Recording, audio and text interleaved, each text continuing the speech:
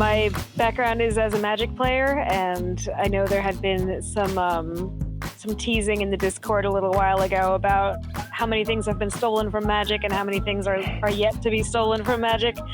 And Augment is cool. It is. We finally have the enchantment aura that we have been wanting coming over from Magic. So I love the design space of let's temporarily make a creature better.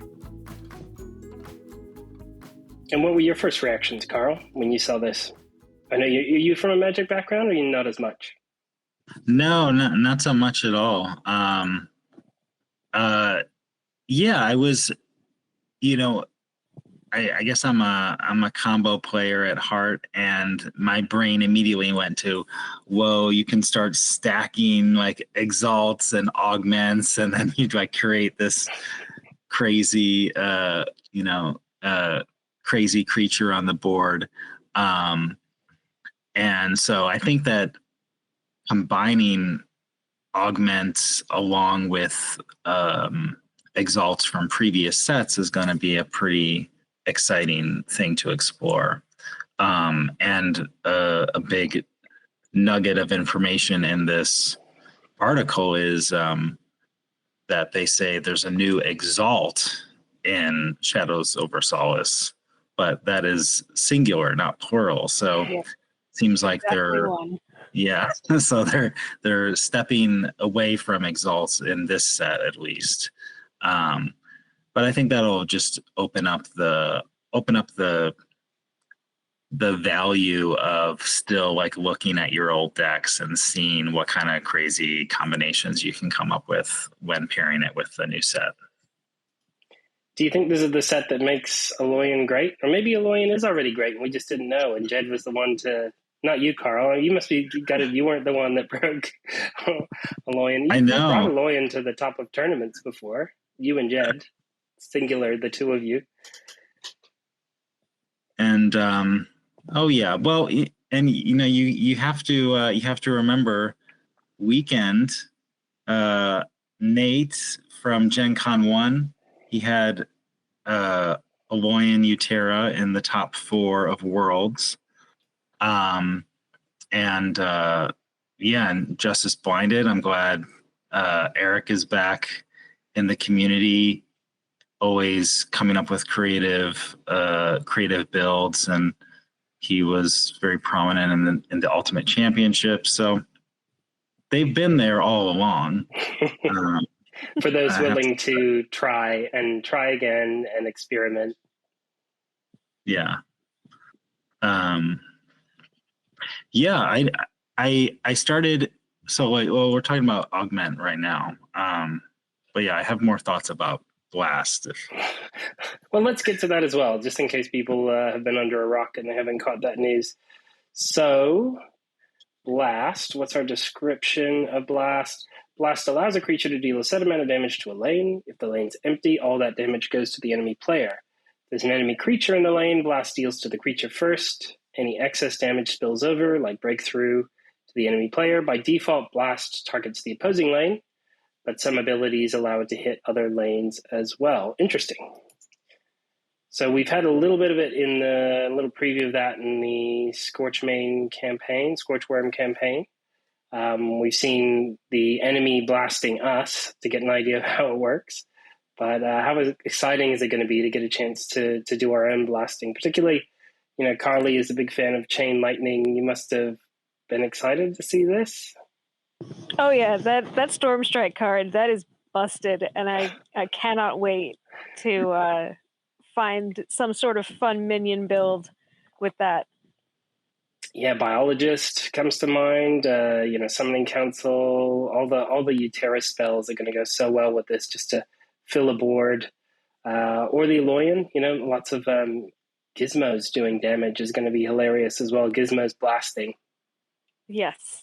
I'm also a Drix enjoyer, so I'll probably find my best Drix deck and toss that in it. Nice.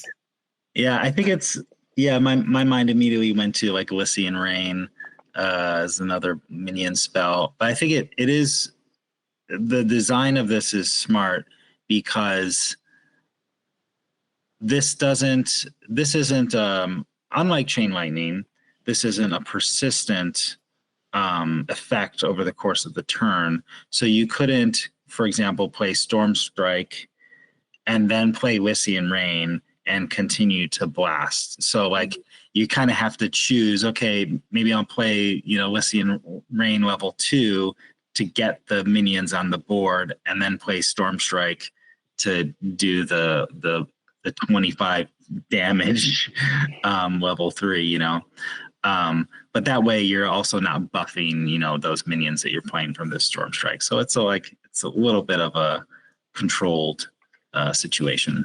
And the combo player could dream of having a Betrayer and having 2 in hand at the same time and then pulling off the mass combo. But it's like 1 in 50, 1 in 100 games that would ever happen if you got lucky. It'd be pretty cool. Right. Yeah. And this blast mechanic makes me think of, there's a handful of creatures that care about dealing damage to the enemy player. Mm-hmm. So there's the Spirit Steel Infiltrator that you get to reduce the attack when it deals damage to an enemy player. There's a Graveborn Caller playing minions. There is Reaper. You can increase attack. And then there's the Hacker. You can play minions. And then, of course, Grimgaunt Predator, being able to destroy creatures when it deals damage to the enemy player. So I'm sensing probably a lot of Grimgaunt Sacrifice Chamber decks wanting to mess around with Blast, because the hardest thing is dealing that damage to get the combo going. But if you could just blast in an empty lane, that's going to be pretty good. Yeah, people are getting on the Grimgaunt Sac Chamber train, so it'll be fun to see that sort of rise. Maybe a few people will put away Rumble Spark for a while and try that obscene combo. What do we think of this new creature that got spoiled, Snowfear? So in the vein of what's our favorite, the one that art makes no sense. Specimen. Specimen. It's in the vein of Specimen, but much cooler in my opinion. No condition on its trigger. It just happens. So 0-10 level 1 defender. At the start of the turn, this blasts 3. 0-14 at level 2. Start of the turn, this blasts 5. Still a defender. And level 3, defender again. 0-32, which must be, aside from Crovius, one of the most health we've seen on a creature. At the end of this turn, this blasts 10. So what are your thoughts on this one when you saw it? Or seeing it now?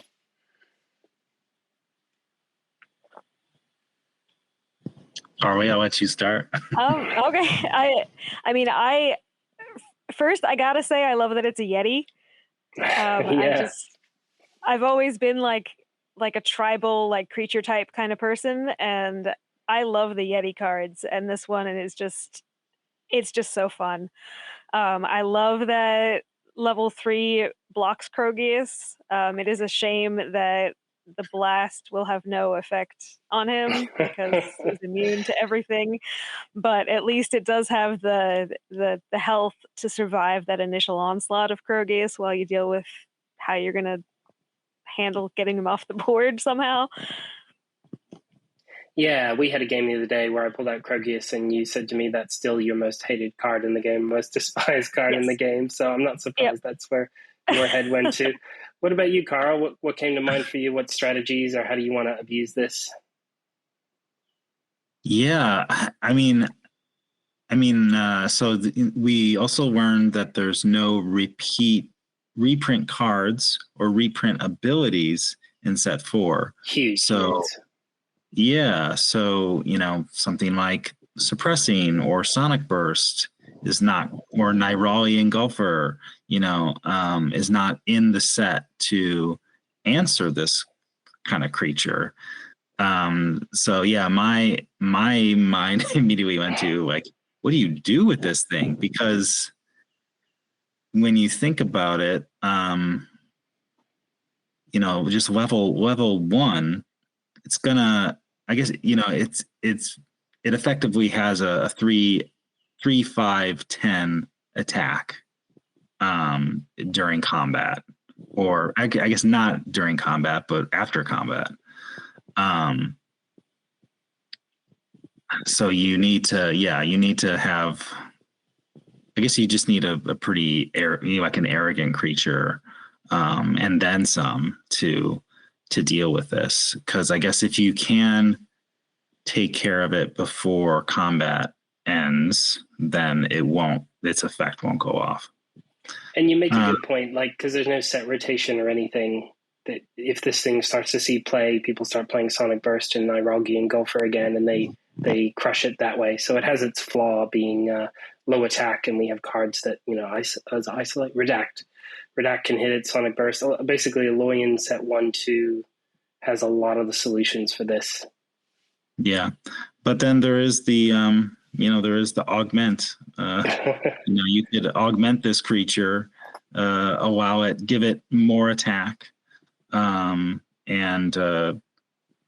increase its blast damage as well. Good point. Yeah, Burning Lance. Let's talk about this one.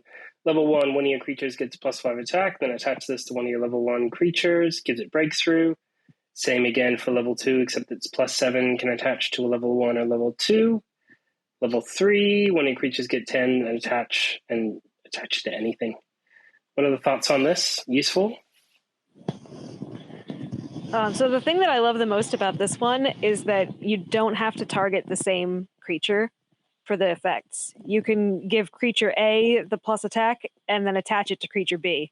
It's not tied to, you have to just make one thing bigger and give it breakthrough. That's a good point. Yeah. So if you're running like a breakthrough heavy deck, but you've got 1 or 2 creatures in there that you couldn't control that had no breakthrough, you're not double breakthroughing something that has no effect. You're making something else a threat. That's a really good point. Any other thoughts, Carl? Yeah, I mean, so, compare this to something like Feral Instinct. Instead of getting some shield, you're getting just all the stats put into the attack. But instead of breakthrough only lasting that turn, you get breakthrough as long as that creature is around.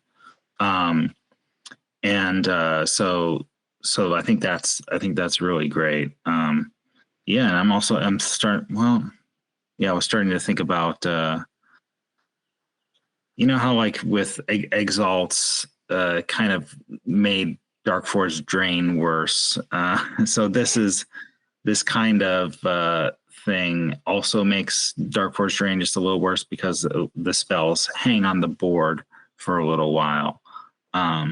But once the creature's gone, then that spell's in your banish pile, and there's lots of effects that care about how many spells are in your banish pile. I was just thinking, Carl, like you raised Grimgaunt Predator and Sack Chamber. They love this as well. Any way to get to the player's health.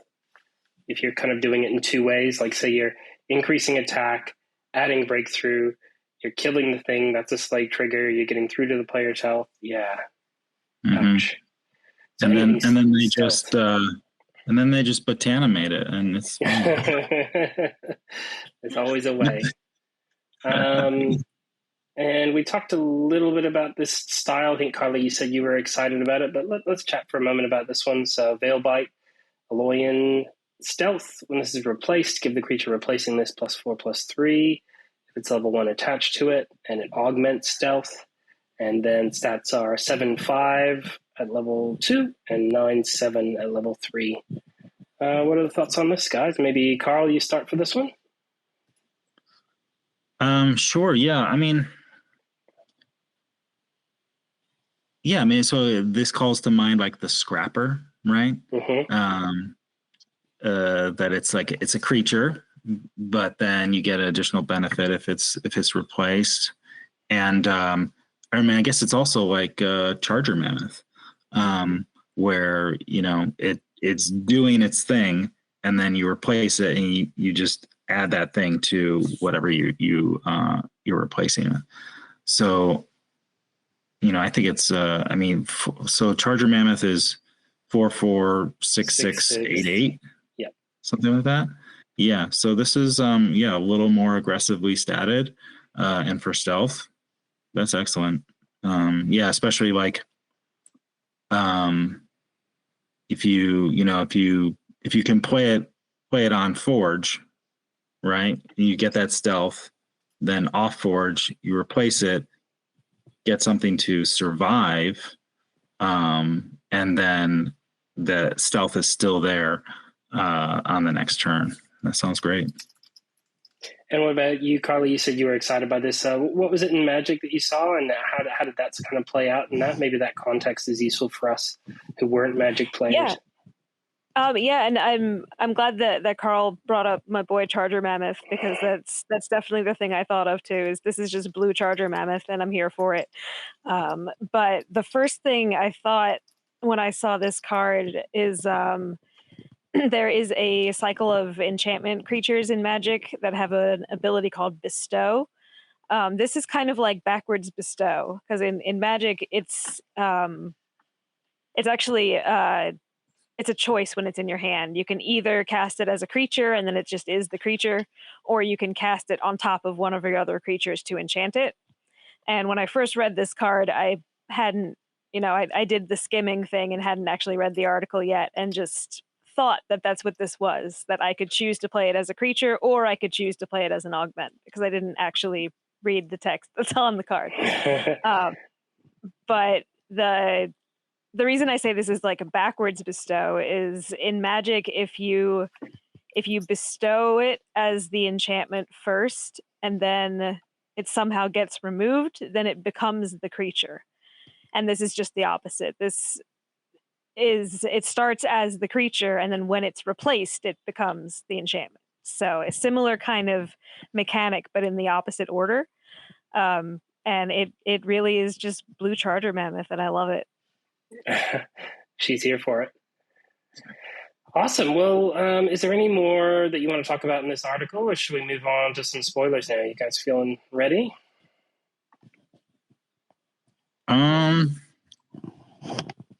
Yeah, let's do it. All right.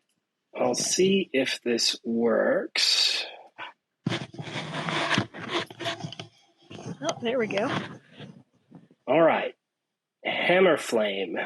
So Tempe's set for common. Let's ignore the symbol for now. They've just left the last winter symbol on there to give us an idea of rarity. So this is a pure augment, I guess, whatever you'd call that. Not like that one we were just looking at that's a creature and then becomes an augment. This is just an augment. Attached to one of your creatures, blast 4, and then when that creature slays, that creature gets extra attack. Immediate thoughts, Carl?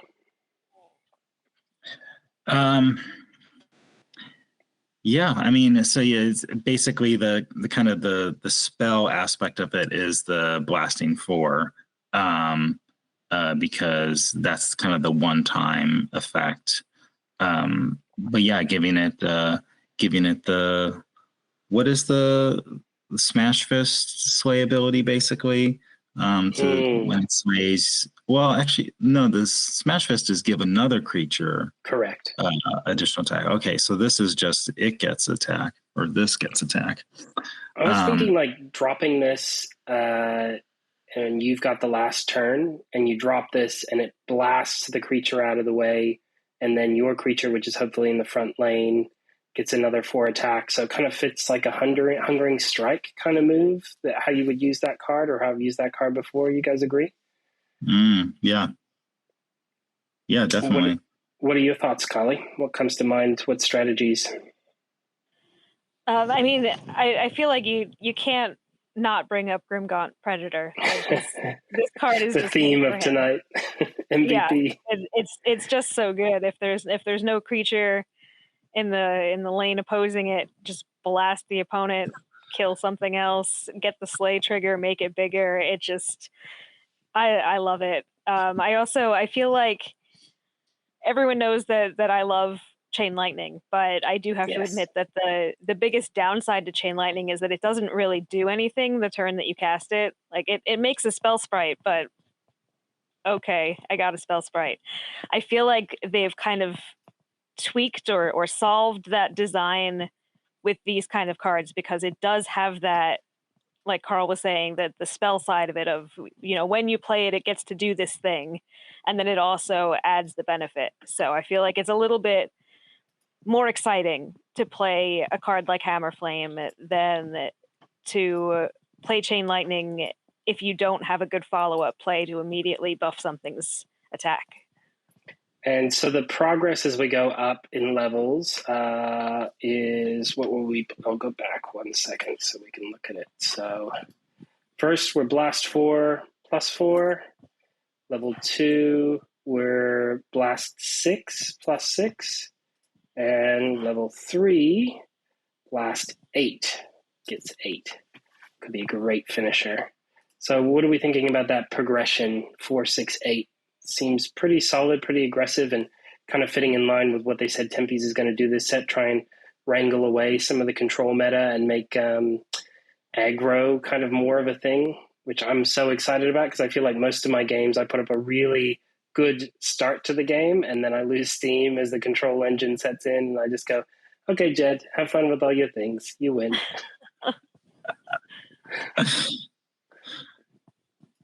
What about you guys? Yeah, You think you're going to explore aggressive more? You're going to try and do those fast decks? I mean, Carly. That's already what I play. So. Yeah, I mean, I do. It's funny. I've with SolForge Fusion.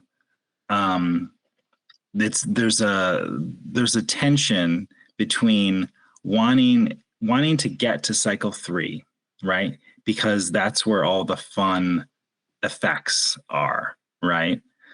But then there's so many aspects of the game that if you want to be, competitive, are encouraging you to not get to cycle 3. And that like aggressive decks, like I have a pretty aggressive red-green deck that, by the end of cycle 1, the opponent can be at 15 health. And I'm sensing that that's the direction that this is probably going. And maybe the aggressive style is like, okay, yeah, let's play 3 games. Whereas, the other style is like, yeah, we got 30 minutes. Let's play a game to cycle 3. But it's an interesting tension point, I think. But I'm also a fan of Apocalypser blast style or burst style damage decks. So I can imagine that this blast mechanic is kind of also fitting into that play style.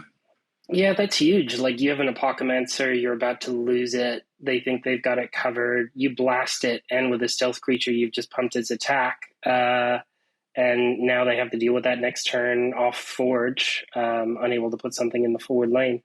That's a really good point about, I think combining this with stealth is really interesting.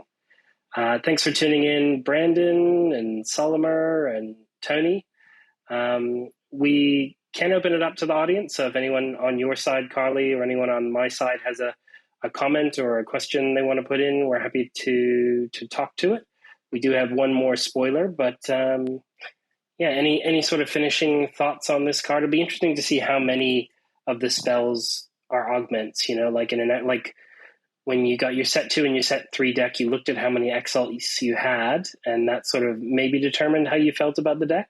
So it'd be interesting if we have a similar kind of view about what are my spells and what do they do? Because this is quite a good control piece. Assuming that the creature that you want to put it in is a lane that you want to deal in, that you are limited by whatever lane choices you've made previously, which might be something. Could be something to this as well with that sort of go wide mechanic. So you've got something lined up in each lane that could kind of do the blast wherever it's convenient. I think mobility too is going to be crucial, so you can get your creatures where you need them for this mechanic. You made me think of there's no way to do it without Betrayer, but we know Tony has a few Betrayer Dragon Wakes, but a Cinder Smoke Firm, like moving into an empty lane, essentially blasting, and then doing this again would be huge. Awesome. All right. Well, we can come back to this if we have any other things or people have other questions, but let's do our last reveal for this episode. So it's a creature with blast. And here it is. The Inferno Drake Lindworm. So level 1, 5/3 creature elemental dragon rare. When one of your creatures blasts, it deals an additional 1 damage. That's a sort of passive effect sitting on the board, Apocalypse style for replacement. And deploy one of your creatures' blasts equal to its level. Immediate thoughts, Carly? So me being me and always living in multiple timelines of all of the card games I've ever played in my life, one of my absolute favorite card games from back in high school is one called Flux. I don't know if anyone out there has ever played it. It's just, a classic board game card game where it's not a trading card, it's not a collectible card, it's not nothing anything like that. But I was obsessed with it in high school, and one of the cards in that game is it's a card that modifies the rules, and it's just called X equals X plus 1. And it says anytime there is a numeric value, add 1 to it. And it just is my favorite card in the whole game because of the chaos and the extra step of, okay, wait, no, is it 3? Is it 4? I have to make sure I add the 1. And so that's what this is to me. This is the X equals X plus 1. Every time you blast an extra 1. I love that. And again, it has that, it's not that dead card of, okay, we get this cool thing, but when do we blast? Because it has the deploy on it too. So you're immediately getting that instant gratification of something's going to blast, and it's going to blast plus 1.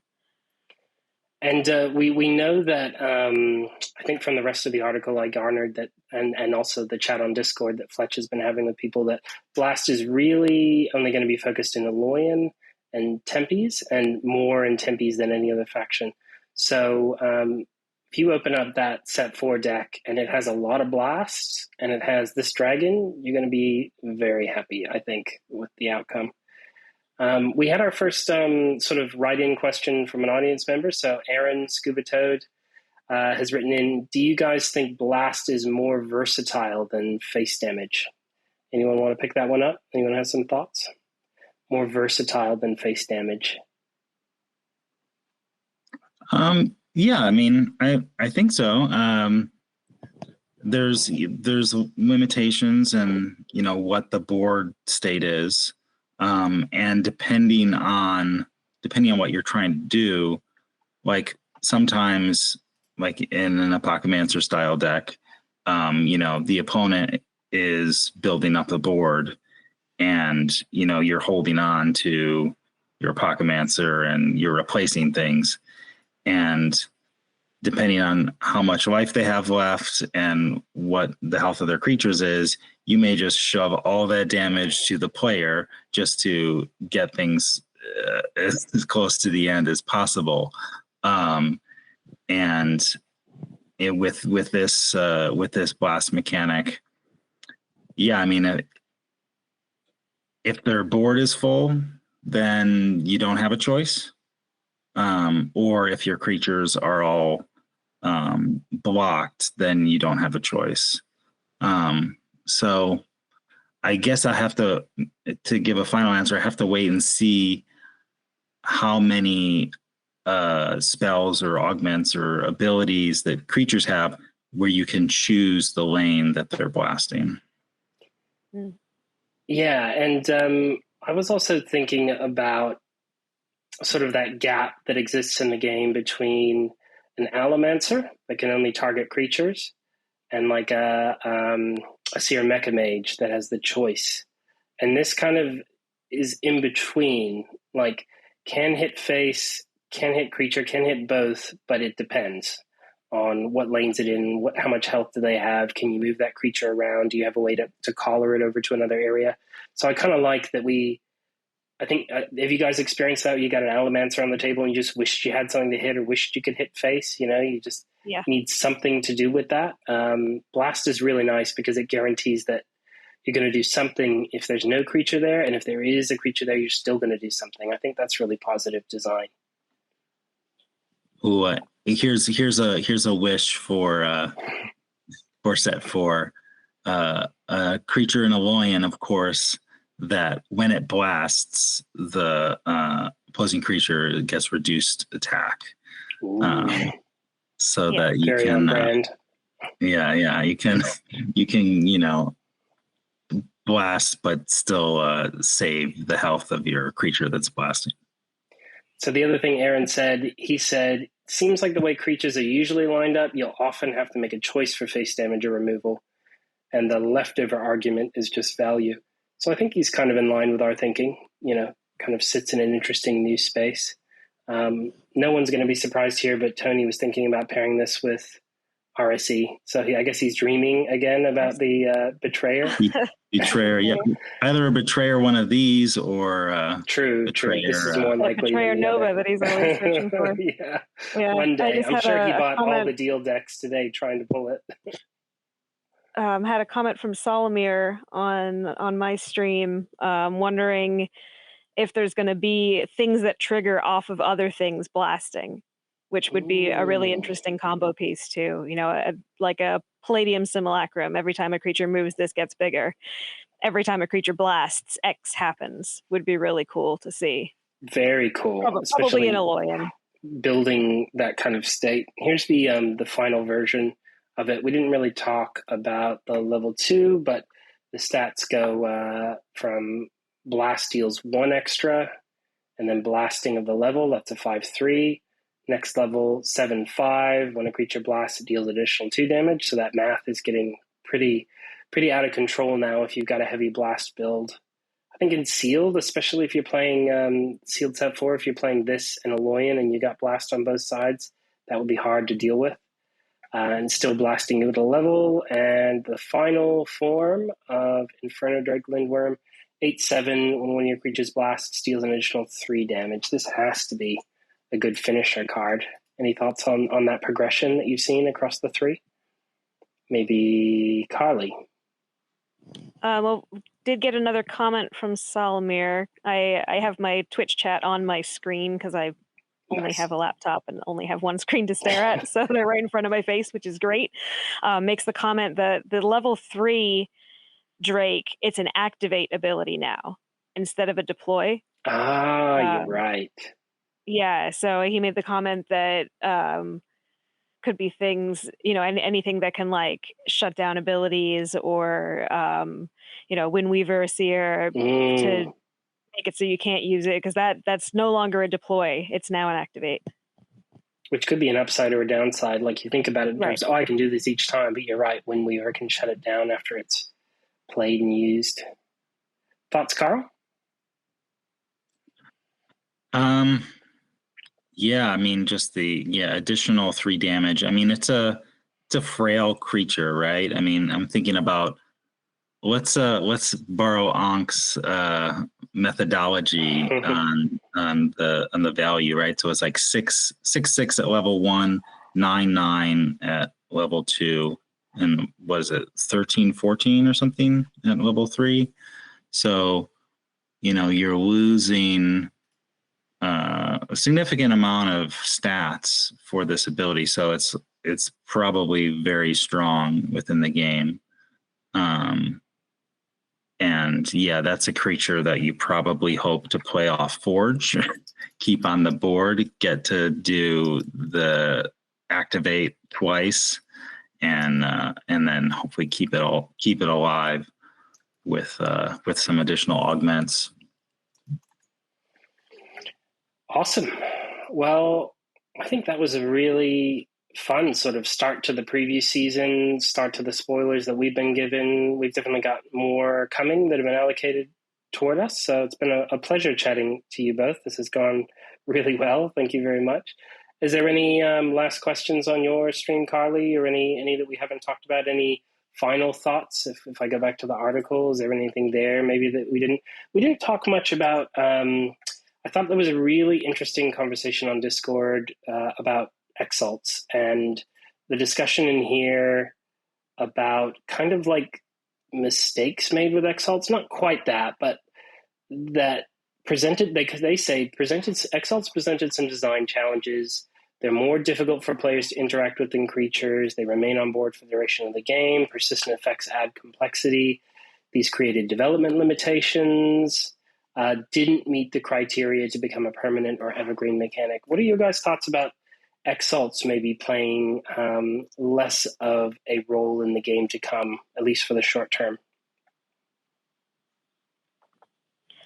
I love exalts. I do. I agree with what the article says, that they are difficult to interact with, but that it is actually kind of one of the things I like so much about them, particularly with the introduction of the digital client. Just having that visual of now the lane's a different color kind of helps you remember that there's something there. So I agree, and I think that it'll be really interesting to see how Augment sort of takes the place of Exalt for this set, and see how that power dynamic goes. But I'm gonna miss them. I do like a good Exalt. What about you, Carl? You going to be dancing on Exalt's grave, or are you going to be celebrating? No, I'll miss the Exalts in the set for sure. I think maybe I was messaging with you, Bryce, about this a little bit, like that set one, with the heavy control meta and, removal being prevalent and plenty, there can be games where, you play a card and it just gets immediately destroyed. And I play another card, it just gets immediately destroyed. And you start to feel like you're not really doing anything in the game. And Exalts were one way to sort of shift the value of your cards to different points in the game. So in set 2 was mostly like, you get half a card now, you get half a card later. And you can kind of decide when you want to use the rest of that card by playing into that lane. Or then, set 3, I think Reverse Souls, Fertile Ground, these energy counters, super powerful, super a great thing for combo players, where you can really just kind of bank your plays for when you really need them. And I think that also, especially when you're playing for example, set 3 against set 1, playing those Exalts can be a big tempo hit, and it's a big risk because your opponent's just playing creatures. And then gaining board state, gaining advantage, and you're like, no, I'm going to go the long game, and that's always a dangerous proposition in SolForge Fusion. Yeah. So it's and I think it is really interesting. Like, it's a really interesting way to play the game, and kind of needing to maneuver your various game pieces into the right configuration to get the value out of the cards. And I feel like that's the direction that they're continuing to go with set 4, where they want the players to manipulate their game pieces in the form of creatures and augments and a little bit of exalts, and really kind of make sure that the creatures are interacting with each other, and that you have to manipulate things in just the right way in order to gain more value of your opponent. And so, I predict that removal will continue to not be as plentiful in set 4. But I'm sure there's going to be some, but maybe not as easy to access. I'll share a little bit of what Nick said on the OzForge Discord, because not everyone who's tuned in might have caught that message or seen. So he said, Exalt still have a lot of room to explore in the future. Could easily see us re-exploring an Exalt-focused set again in the future with lessons learned from 2 and 3, but isn't as much design space as we had originally thought compared to creatures, non-Exalt spells, and augments. So that's interesting that it might come back. And, like Tony, you made some good points about not liking exalted creatures for all the work that goes into kind of setting them up, putting them in the correct lane. He said that's tough. That probably feeds into their overall philosophy about kind of just keeping it about creatures, spells, normal spells, and now augments. And then, what else is there? Really just that. Hard to imagine a world without exalts. It's been such a big part of our life for the last 2 sets. Any final thoughts or things you'd like to plug or finishing moments? I mean, Tony did make a good point. He's made a couple good points in our chat. He's always got his head in RSE space, so he's just thinking the fact that Inferno Drake is an elemental means auto proc for Rumble Spark in whatever lane it's in. Do we know, does Blast work if it's in the front or back of the lane, or does it only work in the front of the lane? Do we know that? I don't think it matters. I'm pretty sure it works either way. Just thinking out loud here. Blast allows a creature to deal a set amount of damage to a lane. If the lane is empty, all the damage goes to the enemy player. I might ask that question. I don't know. Am I silly for thinking that might be a thing, whether it's front or back? Because normally, like, breakthrough doesn't trigger unless you're in the front of the lane. Damage generally doesn't trigger unless you're in the front of the lane, but maybe Blast would. I mean, like, you think of a specimen, right? It doesn't have to true. be. Yeah, there are cases. Oh, and then we had that defender who can do Blast. So it would be a bit of a pointless card if you couldn't do Blast from the back lane, considering he's not going anywhere else. Okay. Question thought, question answered. Tony also said Sack Chamber interacting with things in weird ways is definitely design space to be careful with, since there's tons of potential overlap. So I guess summary of today, Grimgaunt, Predator, Sack Chamber, new meta. Where it just got stuck in our head and we couldn't get it out the whole session, which tends to happen in groupthink. But thanks very much both for joining. Thanks everyone who joined on Carly's stream and who joined on my stream. We are thinking about joining the streams at some point and trying to make like a collective audience would be fun. And we might have to get you on Twitch as well, Carl, so that you can still join in the rest of us. So we'll see how we go with tech in the future, but we really appreciate everyone tuning in. We'll share these on all those spoiler channels. And hopefully you guys come back and say hello again. We enjoyed having you. Thanks, Bryce. Thanks, Carly. Yeah, thanks for sharing this with us, Bryce. No, pleasure. Absolute pleasure. It's so much more fun doing content with the two of you than just myself and a guest. So thanks. Awesome. All right. See everybody later. Catch you next time. Bye. Bye.